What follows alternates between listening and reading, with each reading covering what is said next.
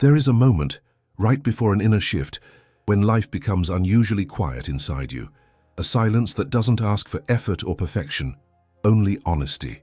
Let yourself enter that silence now. Let your breath fall into its natural rhythm. Notice the subtle way your chest rises, the air moving through you, the world softening around the edges. This is where the truth begins to speak. Not the truth of the mind that rushes, analyzes, or fears, but the truth that Neville pointed to again and again. The fulfilled desire is a state of completion, not a state of yearning. Feel that sentence inside your body for a moment. Let it sink in. Completion, not yearning. Something in you already knows the difference. Maybe you've been carrying a quiet struggle, one that rarely makes it into words. You want something deeply, you've tried to imagine it, affirm it, hold the feeling of it. But if you're honest, there's a tension underneath, a tiny trembling inside your chest, a subtle panic that says, if I let go, if I stop paying attention, if I stop caring this much, will it disappear? And so you watch it, you monitor it, you scan your life for signs that it's coming. You look for proof in people's reactions, in numbers, in messages, in the way the day unfolds. But every time you watch, every time you check, every time you tighten around the desire, you feel yourself drifting further away from the ease you're longing for. Not because you're wrong, not because you lack faith, but because you're trying to protect the desire with the very emotions that contradict it. There's a conflict happening inside you that most people never name. You want the desire to arrive, and yet your nervous system is treating the desire as a crisis. A soft, invisible alarm is ringing in your chest, and it's telling your body, we don't have it yet, we're not safe yet, we're not settled yet. That alarm doesn't come from the conscious mind. It comes from the places Bruce Lipton talks about, the old emotional recordings lodged in the subconscious. Places where your younger self learned to brace for disappointment, rehearse for loss, and expect delay. So when you care too much, when you grip the desire with urgency, the body doesn't hear, I want this because it's mine. The body hears, we're in danger of not receiving what we need. And the body reacts in the only way it knows, tightening, scanning, anticipating, preparing for impact. You've probably felt this tightening in everyday moments. When you check your bank balance to see if something improved. When you glance at your phone hoping for the message you've been waiting for.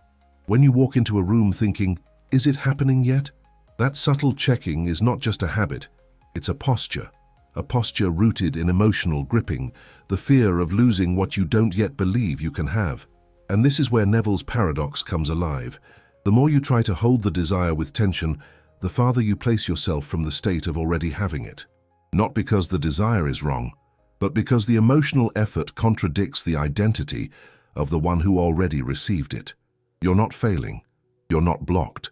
You're simply living in the gap between intention and embodiment, between wanting and being, between imagining the desire and trusting yourself with the life that comes after it arrives.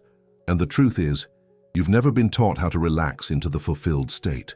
You've been taught how to strive, how to try, how to force, how to monitor every inch of your inner world. But intentional living isn't gripping. Intentional living is the identity of someone who already knows what belongs to them. Someone whose relationship to their desire has shifted from, I need this to be safe, to I'm safe, therefore this naturally unfolds. Feel what happens in your body when you imagine that shift. Notice the difference between the version of you who is still waiting for proof and the version who breathes as though the desire is already integrated into your life.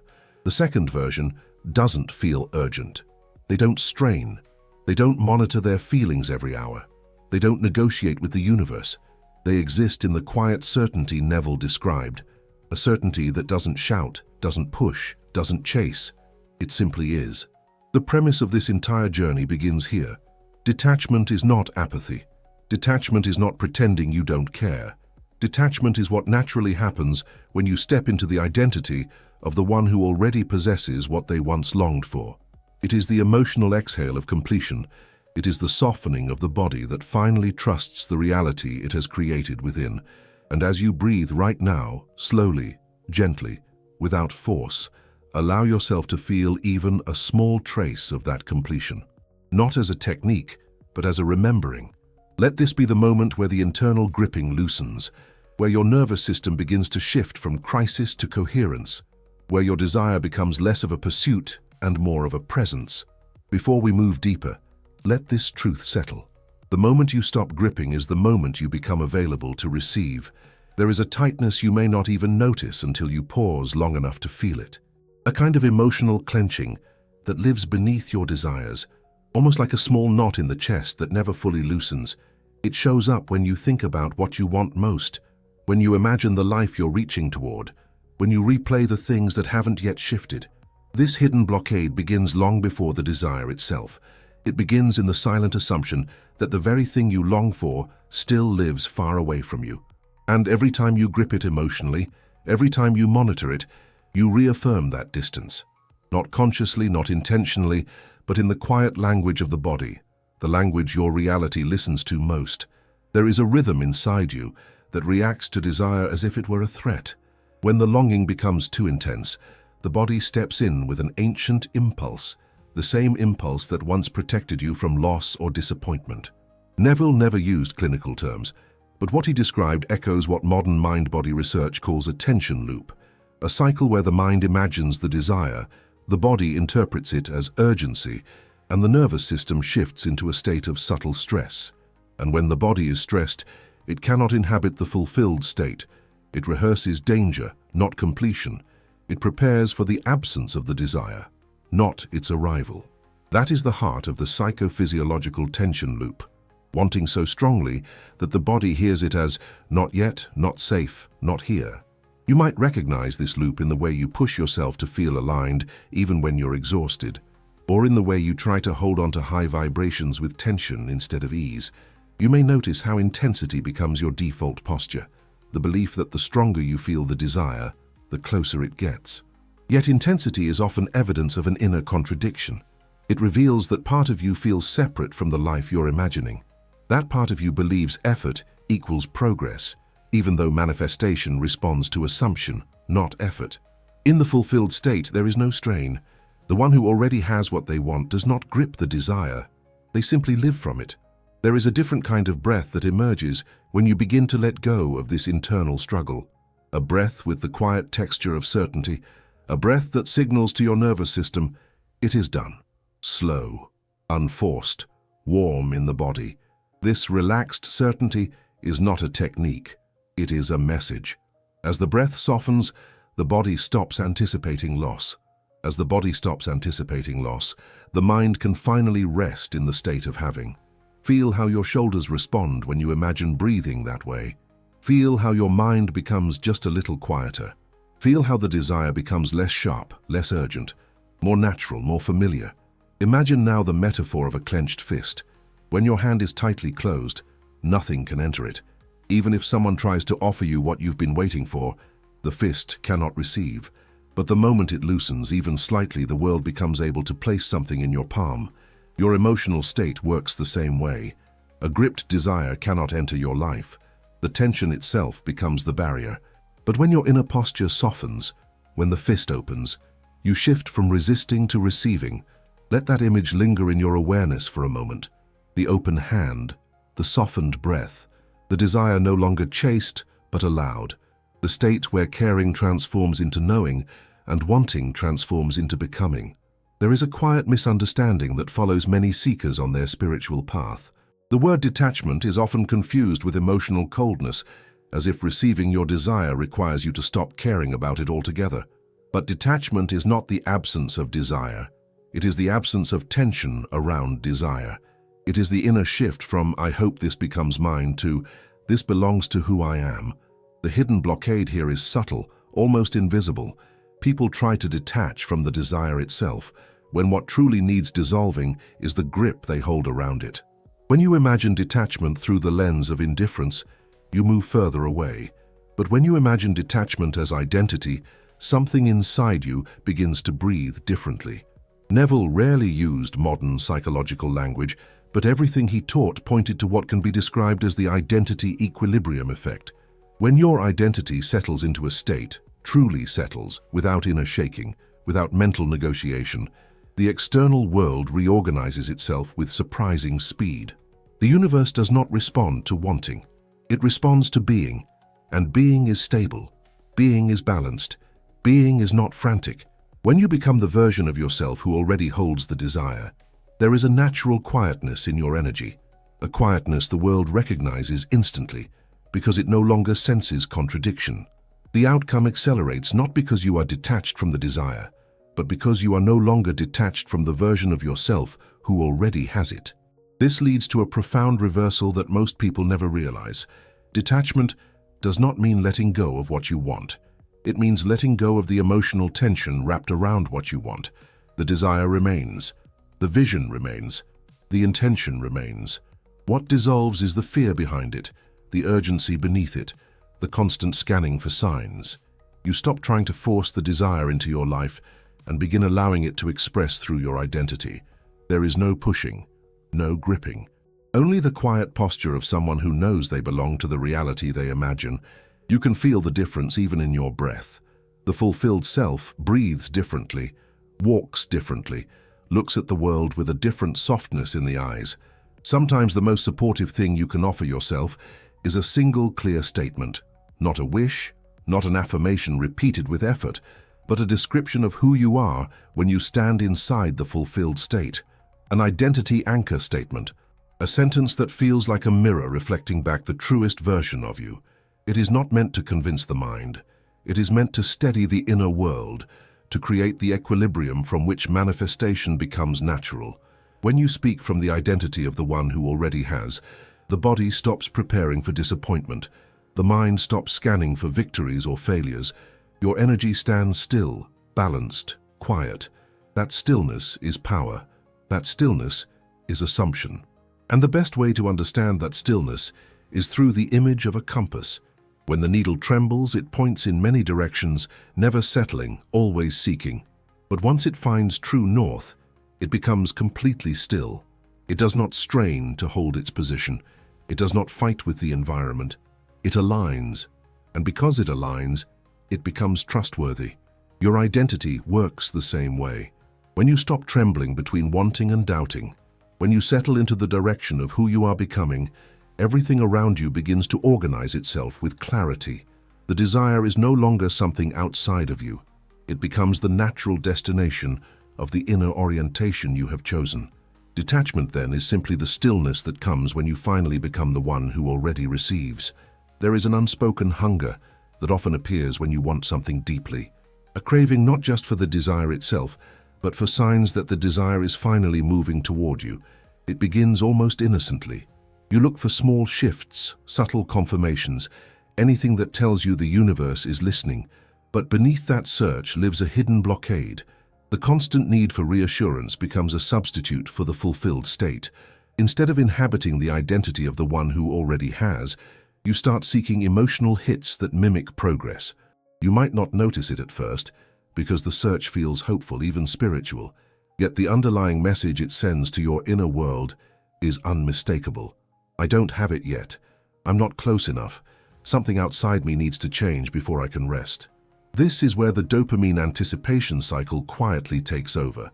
The mind begins to chase the feeling of almost there, and the body responds to that chase with a mixture of excitement and anxiety. Every time you seek a sign, your nervous system shifts into seeking mode, and seeking mode is incompatible with receiving mode. You may find yourself checking your phone more often, watching for messages, rereading emails, hoping the bank account shifted, scanning conversations for meaning, interpreting coincidences as clues.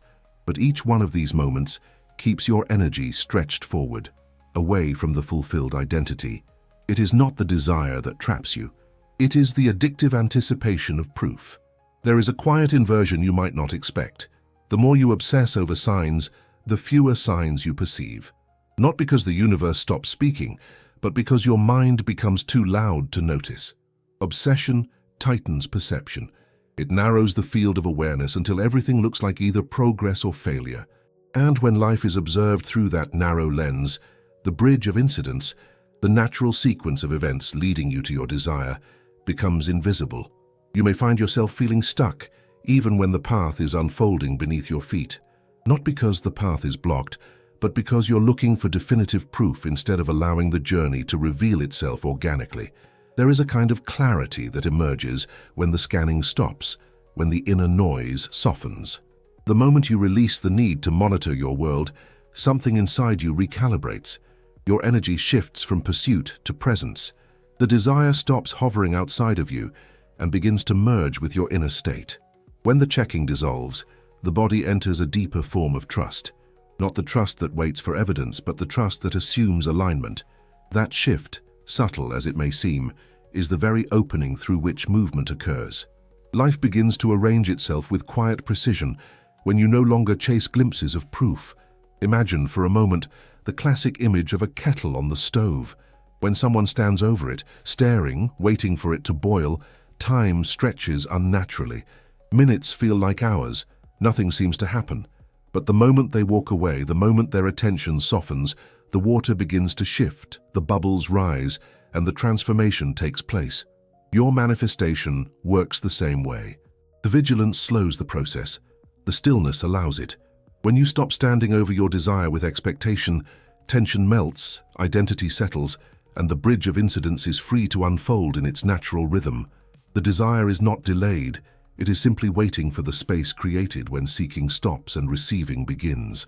There is a particular kind of pressure that lives inside people who yearn for transformation. It is not loud. It does not shout.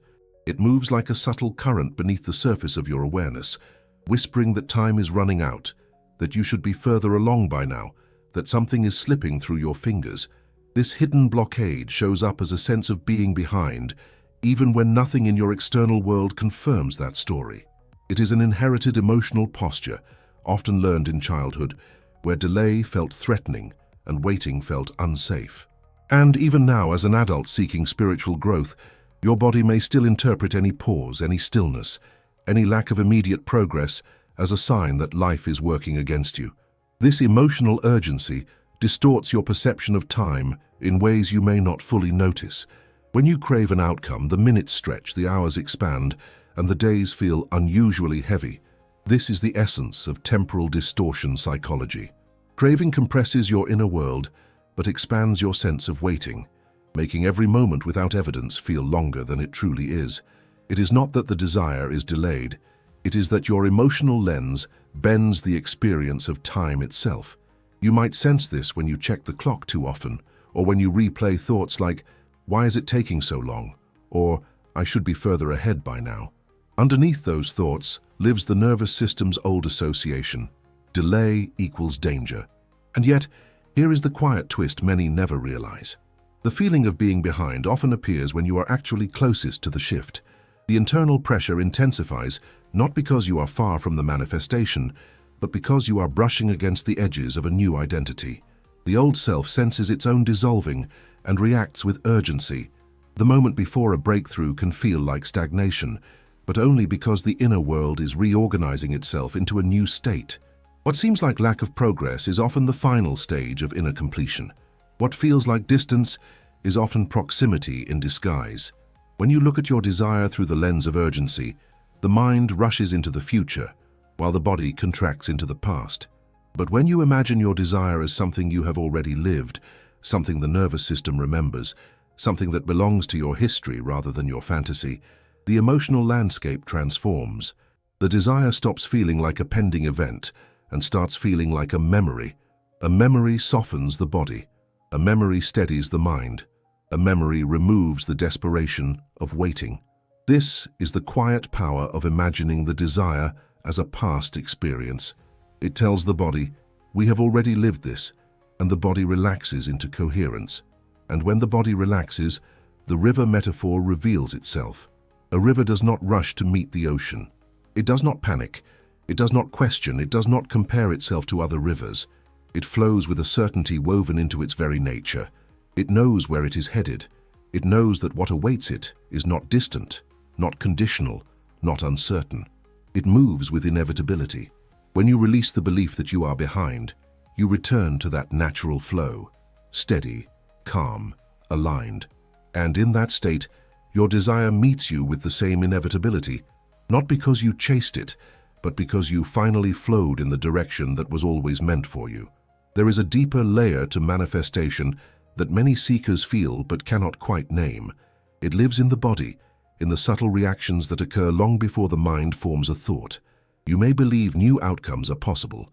You may visualize them, affirm them, imagine them with clarity. Yet something inside you still tightens, hesitates, or contracts. This hidden blockade is not a lack of faith. It is the body rehearsing emotional patterns shaped by old experiences.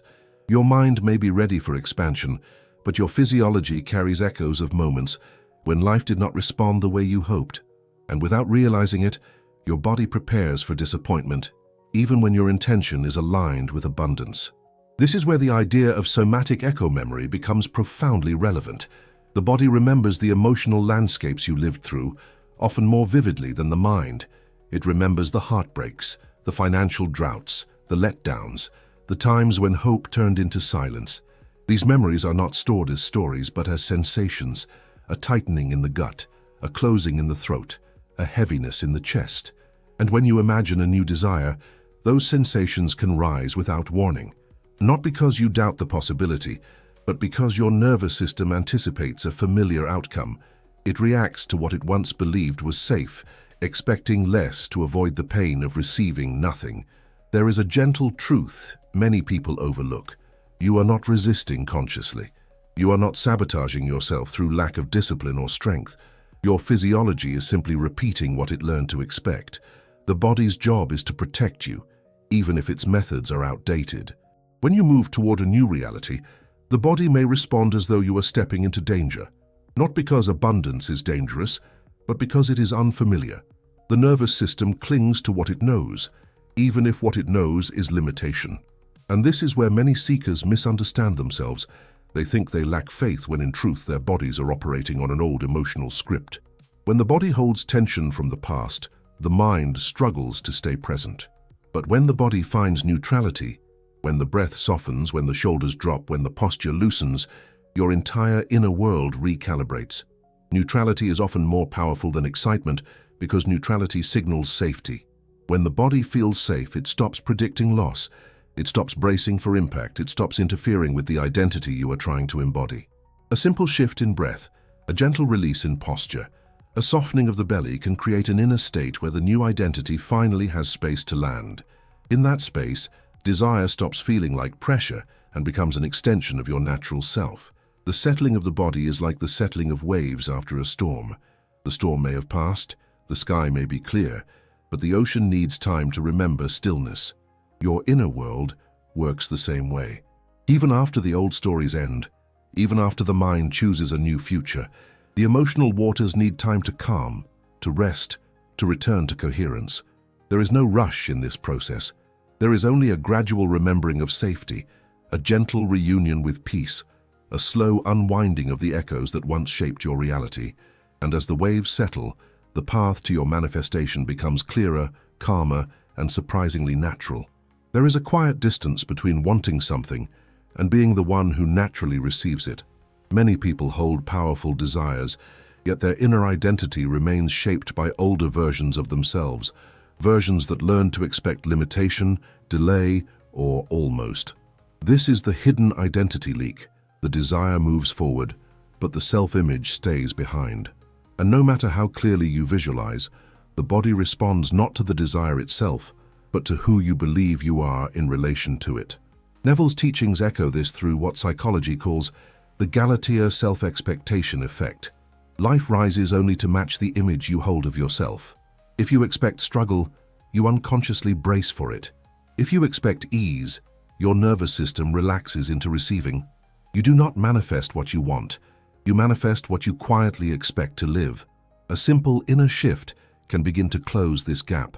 Imagine one ordinary moment from the life of your fulfilled self. Not dramatic, not exaggerated, just a normal scene that already feels lived. This anchors identity more effectively than any grand vision. And like a key aligning with its lock, the moment your identity matches the reality you seek, the path opens with quiet inevitability.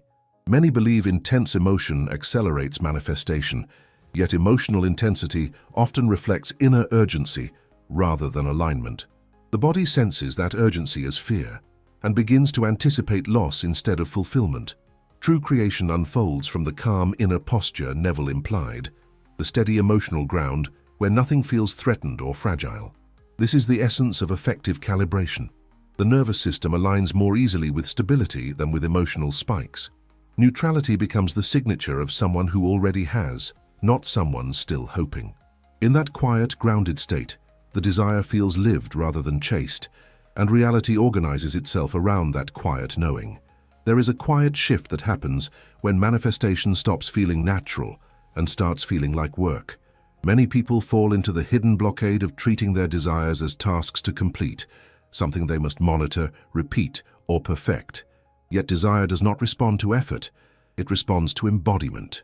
When you treat manifestation like a job, the body enters performance mode, and the nervous system subtly prepares for evaluation rather than fulfillment. The desire becomes something outside of you, something you must strive to reach instead of something you live from. Neville's teachings point toward a different orientation. He spoke of assuming the state, not chasing the outcome. This aligns with what can be described as the task-state confusion. Effort belongs to tasks, but identity belongs to being. The moment you turn your desire into something to achieve, you step out of the identity of the one who already has and into the identity of the one still waiting. A simple shift in inner posture begins to restore alignment. Instead of working toward the desire, you return to the feeling of completion, a quiet, lived familiarity. You do not perform the state, you inhabit it. Just as you do not work to be yourself, the fulfilled identity unfolds from presence rather than effort. There is a subtle tension that arises when you constantly monitor your inner world, checking whether you feel aligned, elevated, or close to your desire. This surveillance may seem like spiritual attentiveness, yet it quietly signals to the nervous system that something is still pending, still uncertain, still unresolved. The hidden blockade is not the desire itself, but the constant evaluation of how close you are to embodying it. That evaluation creates a low-grade vigilance that keeps your energy in a state of waiting rather than receiving. This is where the idea of metacognitive fatigue becomes profoundly relevant. When you spend emotional energy observing your state, judging your progress, or tracking your feelings, you drain the very inner resources that would naturally support assumption. The mind becomes tired, the body becomes tense, and the fulfilled identity grows harder to access, not because it is distant, but because your focus is divided. Yet something remarkable happens when you create space within yourself, a quiet window where you stop assessing and simply exist. In that stillness, the nervous system settles, the inner noise fades, and the desire begins to integrate effortlessly. Just as a garden grows best when the soil is left undisturbed, your reality shifts the moment you release the impulse to watch yourself change. True detachment is not the absence of desire, it is the moment the desire stops feeling distant and begins to feel lived, as if the inner world has already absorbed it. The hidden struggle arises when people confuse detachment with indifference, tightening around the wish to avoid disappointment. Yet detachment is not emotional withdrawal. It is the quiet steadiness that appears when the body no longer senses the desire as something missing. Neville pointed toward this through the state of the wish fulfilled, a state where the mind treats the desire as memory rather than anticipation. This aligns with end-state memory formation, where the nervous system relaxes because the outcome feels complete. When the desire becomes a closed internal chapter, the need for monitoring dissolves. You stop negotiating with timing, stop scanning for confirmation, stop questioning your worthiness. There is no urgency because nothing feels unresolved. The inner shift can be pictured like closing a book after finishing its final page. You do not rush, you do not cling, you simply acknowledge that the story has settled into you. When your desire reaches that emotional finish, reality begins adjusting to the version of you who already carries it, quietly, naturally, without resistance. Stop caring, start allowing, the state that activates rapid manifestation. Manifestation unfolds when effort fades, neutrality settles, and your desire feels lived rather than awaited, the quiet certainty of already having.